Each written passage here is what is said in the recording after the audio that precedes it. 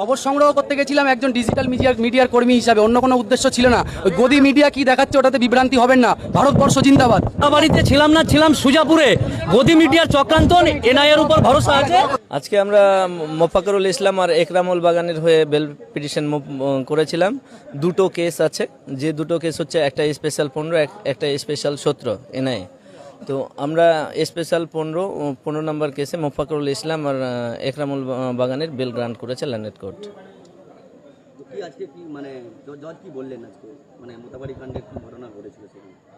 মোথাবাড়ি কাণ্ডে আমরা জজ সাহেবকে পুরো বিষয়টা বোঝানোর চেষ্টা করেছি। মোফাক্করুল সাহেব সূর্যাপুরে ছিলেন, যার দূরত্ব মোথাবাড়ি থেকে যে লানের জুডিশিয়াল ম্যাজিস্ট্রেট জাজদেরকে যেখানে আটক করা হয়েছিল তার থেকে অনেকটাই দূরে। ওরা টাইট হবে এই ভেবে আনন্দে আছে। হায় রে হায় রে হায়, মানে অন্যের রাগ করে নিজে মাটিতে ভাত খাওয়া, অন্যের থালার করতে গিয়ে নিজে মাটিতে রাগ করে ভাত খাওয়া, এরকম ব্যাপার। এই অপূর্বকেও কিন্তু ডেকেছিল। কেন ডেকেছিল না, তো বাংলাতে ভোটার কার্ডে বা ভোটার লিস্টে আছে অপূর্ব, আর ওই ইংলিশে আছে অপূর্বা। হ্যাঁ, বুঝতে পারলেন না? আচার্য, ওরে বাপ রে বাপ। কেউ কাউকে ক্ষতিগ্রস্ত করতে পারে না, শুধু চুলকানির চেষ্টা। এই চুলকে চালকে রস বের করা অসম্ভব। তাই মেন এবং মুদ্রা কথা হলো এই, কে কাকে টাইট দিল। মুসলমানরাকে টাইট দিয়ে দিয়েছে। হ্যাঁ, মুসলমানরা খুব ঢিল ফসকা মাল, মানে একবারে টাইট দিয়ে দিয়েছে, এরকম কোনো ব্যাপার নেই।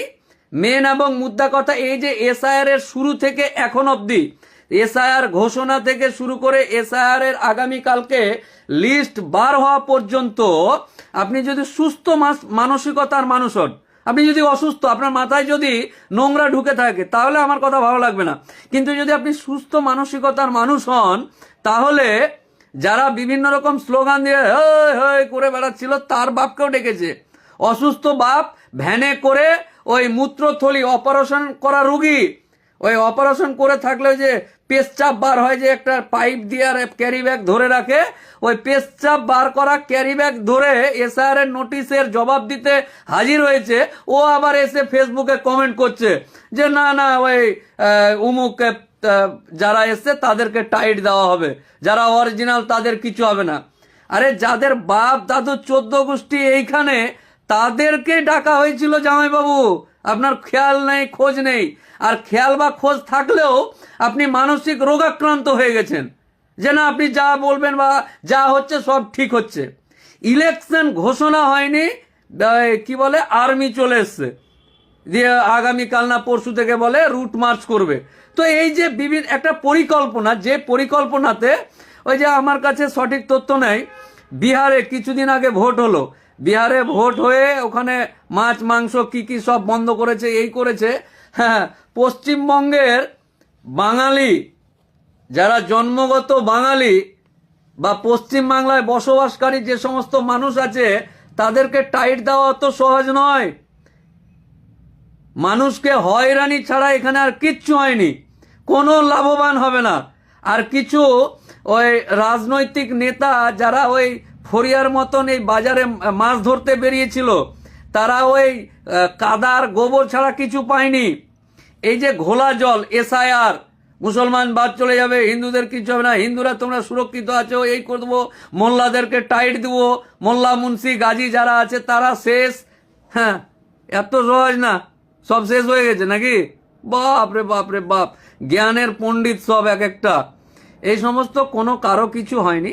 দেখুন, মেন এবং মুদ্রা কথা হলো এই, যদি আপনি সুস্থ মানসিকতার মানুষ হন, সেটা আপনি মুসলমান হোক আর হিন্দু হোক, যদি আপনার মাথা সুস্থ থাকে, তাহলে আপনি ভেবে দেখুন শুরু থেকে এখন অবধি হয়রানি ছাড়া আর কিছু নয়। এবং বিভিন্ন রকম কাগজপত্র নিয়ে টানাটানি। এই যে আগামীকালকে যাদের নাম, আচ্ছা ধরুন আমি এই দেশের, আমার বাপ এই দেশের, আমার দাদু এই দেশের, তার দাদু এই দেশের, মানে 14 পিঢ়ি বা 14 গোষ্ঠী এই দেশে জন্মগ্রহণ করেছে, যারা এখানে মারা গেছে। আর আগামীকালকে লিস্টে যদি দেখি যে আমি মোফাক্করুল ইসলাম, আমার ভোটার লিস্টে নাম নাই, যা আমি ডিলিট হয়ে গেছি, তো আমি পাগল আমি আর কি। মানে আমাকে নির্বাচন কমিশন বলল যে তোর নাম নেই, তোর এই ব্যাপার, এই বুড়ো আঙ্গুল দেখিয়ে দিল। আর আমি হাসতে হাসতে সেটা মেনেও নিলাম, তাই না? আজব মাইরি ব্যাপার স্যাপার। মানে আমি মোফাক্কেরুল ইসলাম, আমার বাপ দাদু 14 গোষ্ঠী পিণ্ডি চটকে যদি দেখা যায়, গোষ্ঠী পিণ্ডিকে চটকে, তো চটকে দেখলেও বা বিভিন্ন রকম আতস কাজ দিয়ে যদি দেখে এরকম করে, তবুও দেখবে যে মোফাক্কেরুল ইসলামের বাপ, মোফাক্কেরুল ইসলামের দাদু, মোফাক্কেরুল ইসলাম দাদুর বাপ, তার 14 পিঢ়ি 14 গোষ্ঠী এই ভারতবর্ষের, এই পশ্চিমবঙ্গের। আর আগামীকাল মোফাক্কেরুল ইসলাম লিস্টে গিয়ে দেখছে যে মোফাক্কেরুল ইসলাম 2002-এ নাম ছিল, 2000 উমুকে নাম ছিল, 23-এ নাম ছিল, 25-এ নাম ছিল, সব জায়গায় নাম থাকার পর হঠাৎ দেখছে আগামীকালকের লিস্টে যে মোফাক্কেরুল ইসলাম ডিলিটেড। মোফাক্কেরুল ইসলামের ভেজাল লেগে আছে, জুডিশিয়াল ব্যাপার স্যাপারগুলো আছে, মোফাক্কেরুল ইসলাম নাই, গায়েব হয়ে গেছে। আর মোফাক্কেরুল ইসলাম স্বয়ং এখানে আপনাদের সামনে ফেসবুকে লাইভ করছে আর বেঁচে আছে। মানে আমি এই রাজ্যেই আছি, আমি এই রাজ্যেরই মানুষ, আর একটা নির্বাচন কমিশন এসে বলবে তুই এখানকার না, তোর ভোটার লিস্ট থেকে নাম বাদ চলে গেছে। আর আমি আবার সুন্দরভাবে হাসতে হাসতে সুন্দরভাবে হাসতে হাসতে আমি আবার সেটাকে মেনেও নিব। ওয়ারে ওয়ারে ওয়ারে ওয়া চিরকুটিয়া, হ্যাঁ? মানে বলবে আর আমি মেনে নেব, তাই না? না না, আপনার নাম নেই। হ্যাঁ, এটা হতে পারে যে আমার হয়তো যে কাগজটা চেয়েছে সেটা দেওয়ার পদ্ধতি ভুল হয়েছে বা আর কিছু হয়েছে, কিন্তু তুমি নাই, গায়েব হয়ে গেছো। কোন চিরকুটিয়া 3 দিনের এসে বলবে তুই ভোটার না, তুমি ভোটার না, তুমি এই দেশের ভোট দেওয়ার তোমার ক্ষমতা নেই, তোমার ভোটার লিস্টের নাম নাই। মানে এর আগে যে লিস্টগুলোতে ছিল এটা আমি নয়, আমার ওই আমার ভূত, আমার কঙ্কাল ভোট দিয়েছে, আর এখন আমার কাছে শরীরে রক্ত মাংস লেগে আমি মানুষ হয়ে গেছি। মানে এত সহজ মায়েরি বিদ্যা, মায়েরি বিদ্যা, আল্লাহর ক্রিয়া। হ্যাঁ, আগামী কালকেই দেখা যাবে কি হবে। আমি বোঝাতে পারছি না মনে হয়, মানে আমি বোঝাতে পারছি না যে আমার বাপ দাদু 14 গোষ্ঠীর এতদিন নাম ছিল, আগামী কালকের লিস্টে এই হয়ে গেছে। কে এসে বললো ডিলিট লিখে দিয়েছে, মানে আমি হাবা গোবা আমি মেনে নেব, তাই না? তাই নিশ্চিত থাকুন, অত আতঙ্কিত হওয়ার ব্যাপার নেই। নির্বাচন কমিশন আমার মতন বাপ দাদু থাকা 14 গোষ্ঠী এই দেশের এবং এই দেশের নাগরিকের ভোটার লিস্টে নামটা মানে ডিলিট হওয়ার আগে, নামটাতে এই ওই লাগানোর আগে 14 বার ভাবতে হবে। বুঝতে পারলেন না? 72 বার ভেবে তারপরে হাত দিতে হবে। এবং হাত দেওয়ার পর যদি আগামী কালকে এরকম দেখি, তো গণতান্ত্রিক পদ্ধতিতে অনেক রাস্তা খোলা আছে, দেখা যাবে ইনশাল্লাহ। মানে প্রত্যেকটা জিনিসের একটা সহ্যের সীমা আছে। লাইনে লাগার, কাগজ নিয়ে লাইনে লাগানোর বা লাগার একটা সীমা আছে। সীমা আস্তে আস্তে এই যে দেওয়াল পিঠ ঠেকে গেছে, আর নেই। এই যে দেওয়ালে পিঠ ঠেকে গেছে, আর কত ঠেলবে? বোঝাতে পারলাম কি? হ্যাঁ, মোফাক্কেরুল ইসলাম বলছে এই যে দেওয়ালটা দেখেন, এই যে পিঠ ঠেকে গেছে। পিঠ ঠেকার পরও যদি ঠেলতে আসে কি হবে? ধরুন আমাকে এখন ঠেলছে এরকম করে, এই ঠেলছে, তাহলে আমি কি করবো? এরকম চলে আসবো না? হ্যাঁ। তো এই সব ব্যাপার আছে, কোনো সমস্যার ব্যাপার নাই। এসআইআর নির্দিষ্ট পদ্ধতিতে হয়েছে, সুপ্রিম কোর্টের গাইডলাইন্স মেনে এই করছে। বিভিন্ন রকম অত নাটক, অত পঞ্চরস কাসুন্দি সব ঘাঁটা হয়ে গেছে। সব ঘেটে 28 তারিখ মানে আগামী কালকে লিস্ট বেরোবে। লিস্টটা আগে দেখা যাক, তারপর পরবর্তী আলোচনা হবে। এবং আগামী দিন গরিব, খেটে খাওয়া, কম শিক্ষিত মানুষদেরকে বলছি, সেটা জাতি ধর্ম নির্বিশেষে, একজন উকিল হিসাবে বলছি, কলকাতা হাইকোর্টের একটা প্র্যাকটিসিং লয়ার আমি মোফাক্কেরুল ইসলাম আপনাদেরকে আশ্বস্ত করছি, আমাদের রাজ্যের ফ্রম একেবারে ওই কি বলে এটাকে, কাঁথি থেকে, মুর্শিদাবাদের কাঁথি থেকে কাকদ্বীপ, আর দীঘা থেকে দার্জিলিং, এই যে পুরো গল্প, এই গল্পের যতগুলো জেলা আছে, ব্লক আছে, অঞ্চল আছে, পাড়া আছে, বুথ আছে, সমস্ত জাতি, ধর্ম, বর্ণ, রাজনীতির ঊর্ধ্বে উঠে সমস্ত খেটে খাওয়া মানুষগুলোকে বলছি এবং আশ্বস্ত করার চেষ্টা করছি, নিশ্চিত থাকুন, একদম অভয়ে থাকুন। আপনি আর আপনার বাপ দাদু যদি এখানকার হয়ে থাকে, আপনি যদি অন্যায়ভাবে কোথা থেকে এসে উড়ে এসে জুড়ে বসার লোক না হন, তাহলে নিশ্চিত থাকুন, একদম নিশ্চিত থাকুন। বুঝতে পারলেন না? পিঠ ঠেকে গেছে তো আপনার।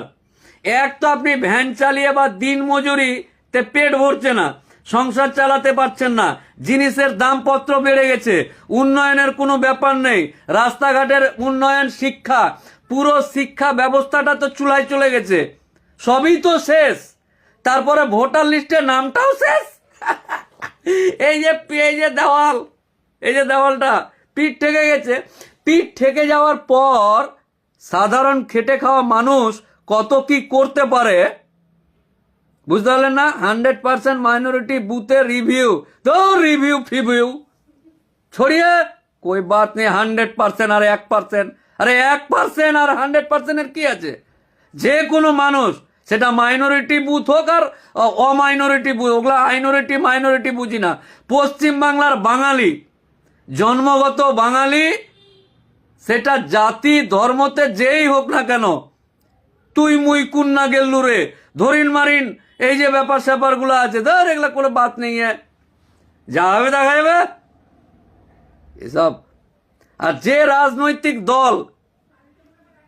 রাজনৈতিক দল এগুলোকে ইন্ধন দিচ্ছে, চুলকেছে। আচ্ছা, আমি মোফাক্কেরুল ইসলাম, আমার বুথ, আমার ইটাহার বিধানসভার ইটাহার অঞ্চলের পোরশা বুথের আমি ভোটার, বুঝতে পারলেন না?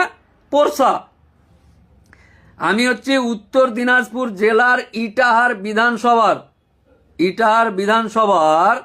ইটাহার অঞ্চলের পোরশা বুথ আছে, ওই বুথের আমি ভোটার।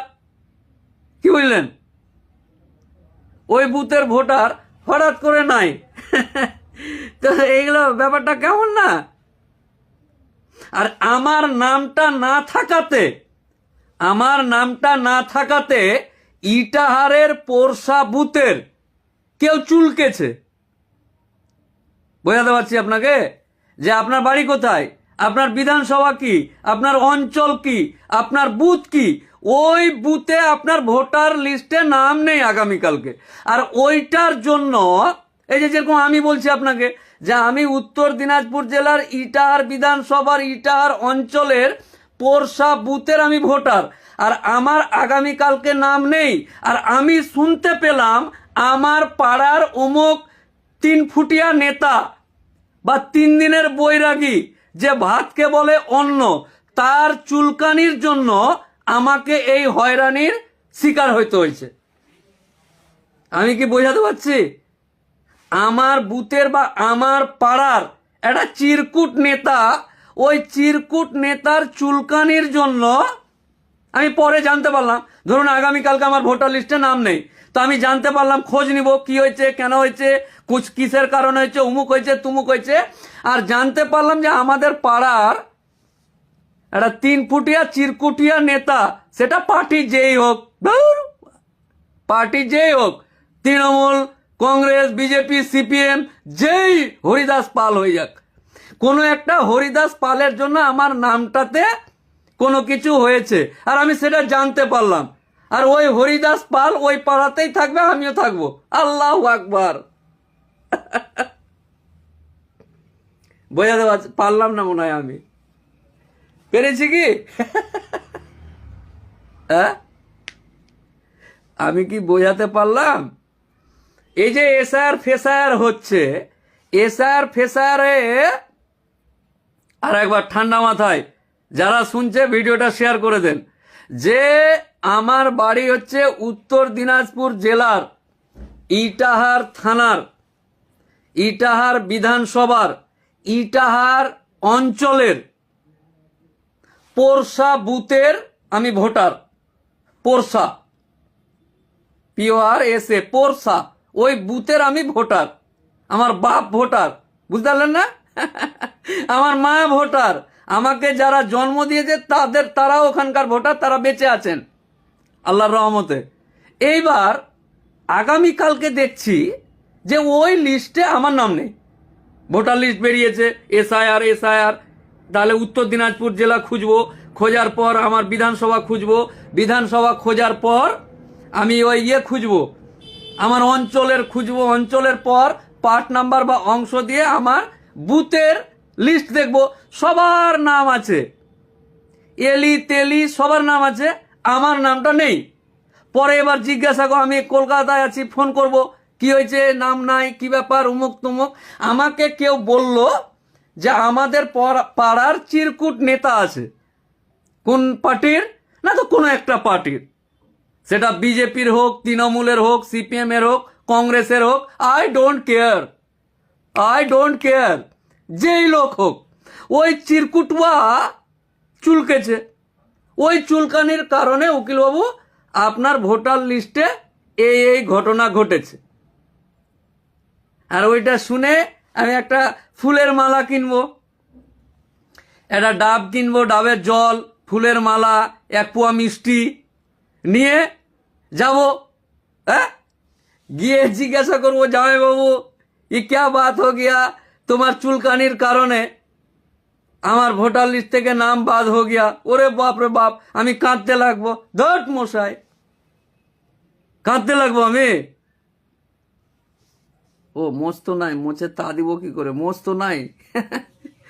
আচ্ছা, এই যে দেওয়ালে পিঠ ঠেকে গেলে একটা সাধারণ মানুষ, বুঝতে পারলেন না, দেওয়ালে পিঠ ঠেকে গেলে একটা সাধারণ মানুষ, খেটে খাওয়া মানুষ যদি 14 বার এরকম নাটকের শিকার হয়, হয়রানির শিকার হয়, তাহলে আল্লাহ ভালো জানে, আমি জানি না কিছু।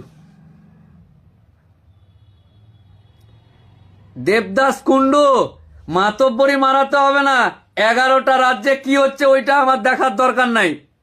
11টা রাজ্যে এসআর হচ্ছে, আপনার মাথা ব্যথা কেন? হ্যাঁ,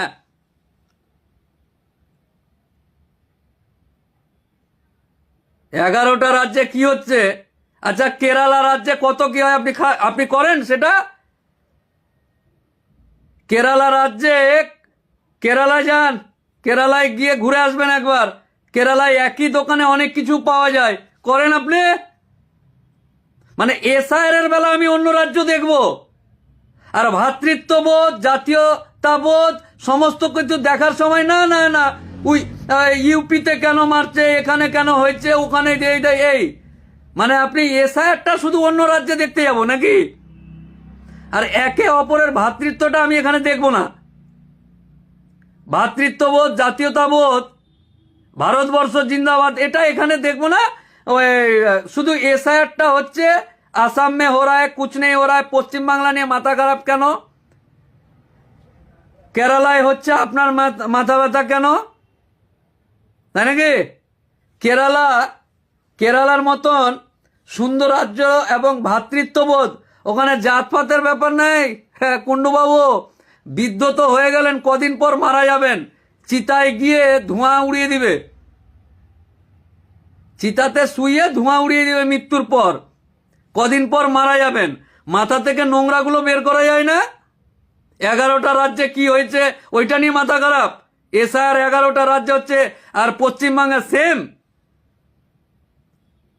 যান, বিহারে মাছ বন্ধ করে দিয়েছে, বন্ধ করে দেন। হ্যাঁ, বিহার মে কেন মে বন্ধ করে দিয়া, তাহলে বিহারে বন্ধ করেছে মাছ, আমরাও খাবো না মাছ, কুণ্ডু বাবু আমি, নাকি?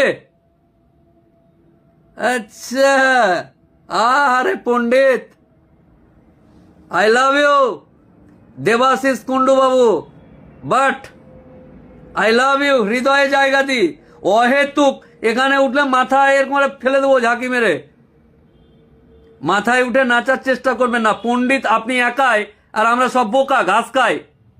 11টা রাজ্যে কি হচ্ছে দেখেন, নিশ্চয় দেখতে যাব।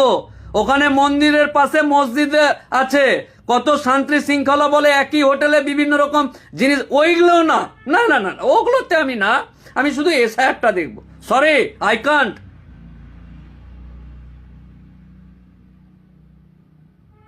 বৃদ্ধ হয়ে গেলেন, কদিন পর মরতে যাবেন, বর্তমান পরিস্থিতি সম্পর্কে জ্ঞান নেই নাকি? বর্তমান পরিস্থিতিতে কি চলছে গোটা রাজ্যে, কোথায় কি হচ্ছে, অকারণে বিভিন্ন রকম নামের জন্য হেনস্থা হচ্ছে, ওই দিকে আপনি নেই।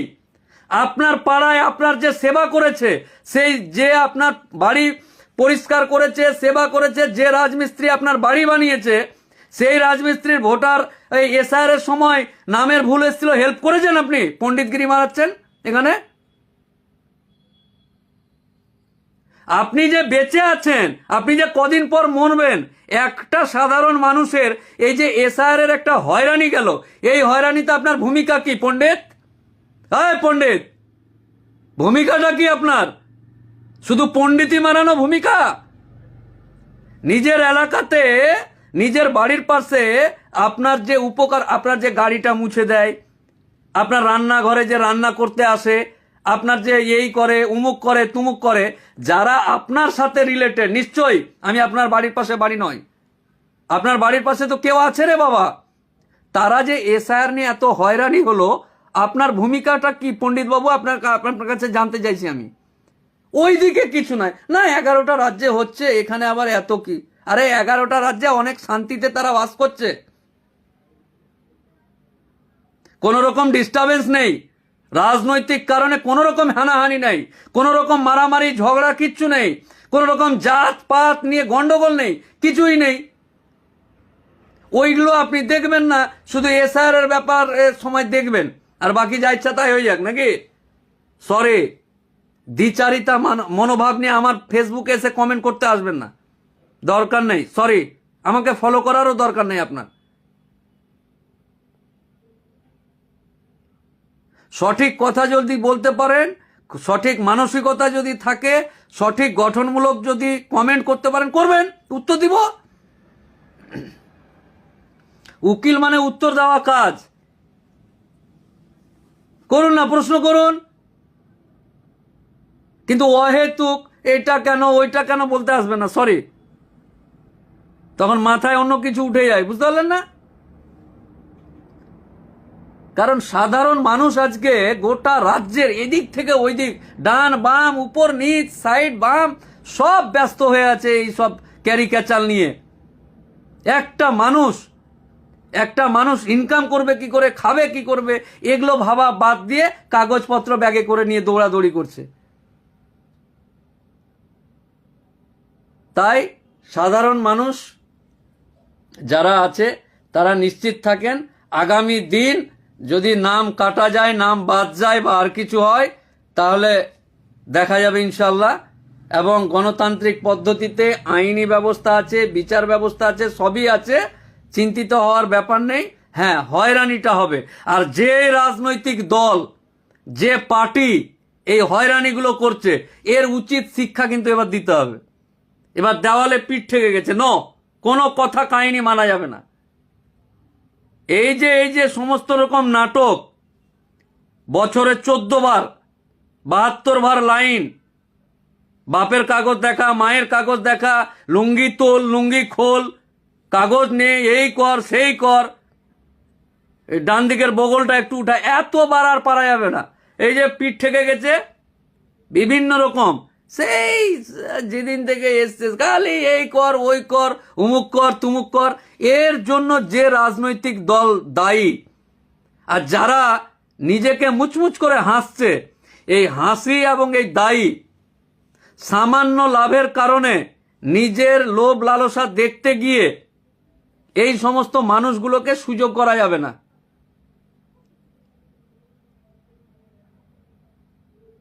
আর এই নির্বাচন কমিশন তো দেখা যাক না কালকে কি করছে। নির্বাচন কমিশন আগামীকাল কি লিস্ট বের করছে। নির্বাচন কমিশন মানে বিশাল কিছু নয়, এটা সংস্থা। আমাদের দ্বারা নির্বাচন করা একটা সরকার, ওই সরকার ওই সমস্ত নাম টাম লিস্ট ফিট পাঠিয়ে, কালকে যদি মনে করা যায় তো আমি মোফাক্কেরুল ইসলাম নির্বাচন কমিশনার হতে পারি, কিন্তু করলে তো হবে না, বুঝতে পারলেন না? তো এই সব কোনো ব্যাপার না। নির্বাচন কমিশন মানে মঙ্গল গ্রহ থেকে আসা এলিয়েন, এরকম ব্যাপার নয়। কিন্তু নির্বাচন কমিশন একটা সংস্থা যাদেরকে দায়িত্বে রাখা আছে যে তোরা বাবা এই ব্যাপারগুলো দেখিস। এবার তারা যদি ফেলিওর হয়, তারা যদি কাজ করতে গিয়ে কারো ওই গুতিতে অরিজিনাল পথ থেকে পথভ্রষ্ট হয়, তাহলে ওকে ভাই, who are you, I love you, হ্যাঁ, who are you, I love you, আহামরি কিছু না, বিশাল ব্যাপার না, সরি, একটা সংস্থা যে দায়িত্বে আছে, এর থেকে বেশি কিছু না।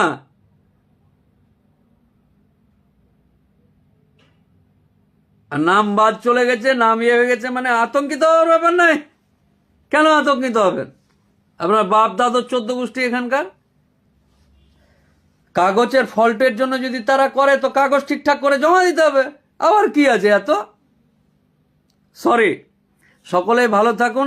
আগামী কালকে কিভাবে কি হচ্ছে দেখা যাবে।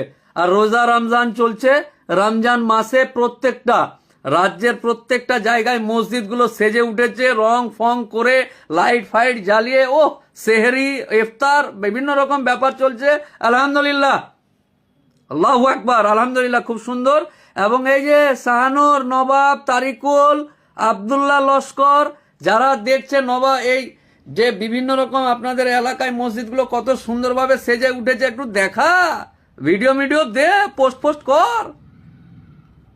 হ্যাঁ, যাই হোক, ভালো থাকুন, পরে আবার দেখা হবে আপনাদের সাথে। আসসালামু আলাইকুম।